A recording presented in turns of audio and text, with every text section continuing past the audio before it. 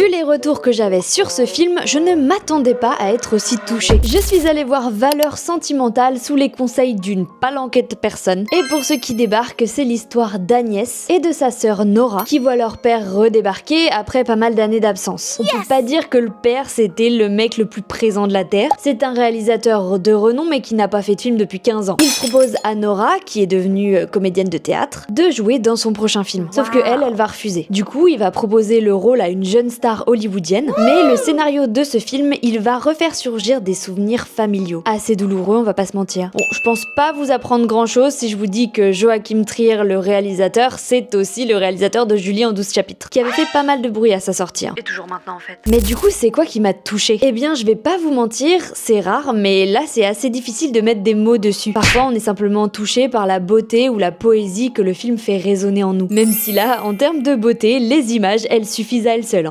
Cependant, je pense que c'est quand même un peu plus profond que ça. Toute l'histoire, ça tourne autour des non-dits au sein d'une famille. De comment on va porter les bagages de nos ancêtres, comment les traumas familiaux se transmettent de génération en génération, mais aussi comment ils constituent l'ADN d'une famille. Symbolisé également par cette maison, cœur de l'action, mais aussi cœur de la famille et de ces événements traumatiques. Autant de thèmes qui, pour moi, font de Joachim Trier un cinéaste de l'intime, qui touche les spectateurs capables de ressentir la subtilité. Et malgré ces 2h30, le film il m'a pas paru excessivement long. Pourtant ça me faisait flipper au début. Renette Reims, c'est vraiment une comédienne incroyable. Clairement, côté casting, c'était parfait. Même les ressemblances. Et évidemment, comme le film parle de cinéma, je pense que c'est aussi en partie pour ça qu'il m'a touchée. Ça rentre dans mon univers. Mais toi, dis-moi en commentaire si t'as prévu d'aller le voir, ou ce que t'en as pensé, et pense à t'abonner.